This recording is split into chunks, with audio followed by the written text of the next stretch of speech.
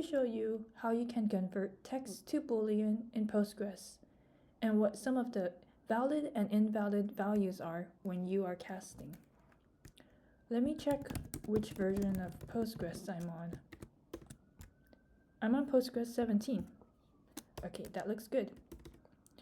I was looking into this problem because I was working on a project and there was a column in a table that was representing a Boolean field, but the column's data type was text, and it was storing ones and zeros as text to represent true and false.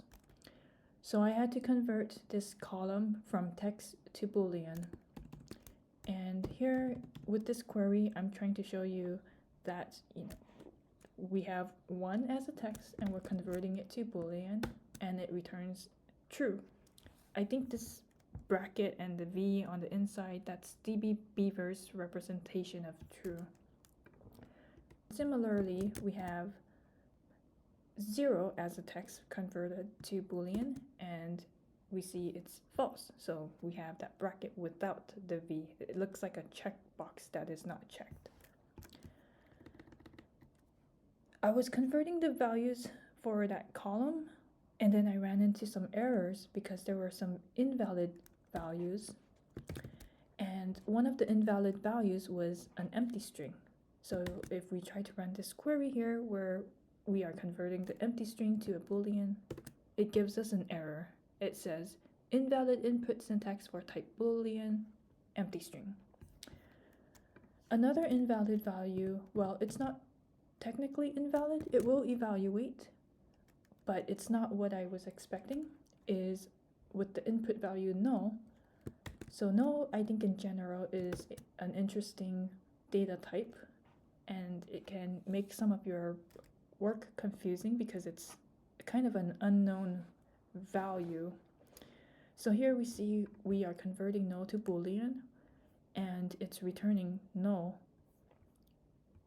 So when I was working with that project, I had to make sure I checked the values were null and then return what I actually wanted. This kind of got me thinking, like, what other values would work? And the first thing that came to mind was the lowercase t, and that turns out to work. So t representing true, and so the complement to that would be f, false, and we could see that it outputs false. And then I wondered if the full word would work, and it turns out that it does. So we run false, and then we can run the full word true as well. In Python, true is represented with the uppercase T, so I kind of thought, is this case insensitive or not? And so it turns out it is case insensitive, and we can also throw in another capital letter in the middle of the word and it will still evaluate. And then I looked into the documentation for Postgres Boolean type, and it actually shows you more information. So here we see that it accepts true and false, which we looked into, and then yes and no. So yes and no, I thought that was interesting because I didn't think of that. And then same thing with on and off. And then ones and zero, that was the first one that we looked into.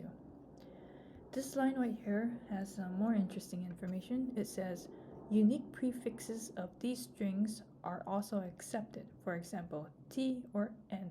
We did see it working for T, but it's also just, explicitly telling us that it works as long as they are unique. This next line here says leading or trailing white spaces is ignored and case does not matter. We saw that it was case insensitive. Let's go ahead and try out some of these other ones. Alright, so we saw yes, so that works fine, and then no works as well, and then it mentioned the unique prefix. So if we do N, it works, and then Y, it works, and then we do on, so that's the other set of values, on is true, and then off is true. But if you think about on and off, the prefix for both of those are not unique because they share the letter O. And so this would not work. So if you're trying to use on and off as values, you have to use the full word.